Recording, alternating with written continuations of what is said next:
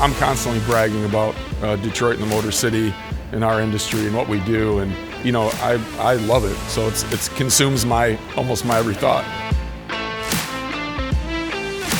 Mob Steel is a company that I started way back in '02, and it revolved concentrically around the Lincoln. When I started customizing cars, I let black Lincolns, especially from this generation, be the identity of our brand. And I felt that the Lincoln represents Detroit in the automotive industry in its prime. I mean, it's a very powerful vehicle. It's a very expensive vehicle. It's a vehicle with a ton of engineering, and it's just a ton of excellence from the automotive workers. This car is a '67 Lincoln Continental convertible. This is a good friend and old customer of mine, Ray. It was a complete restoration.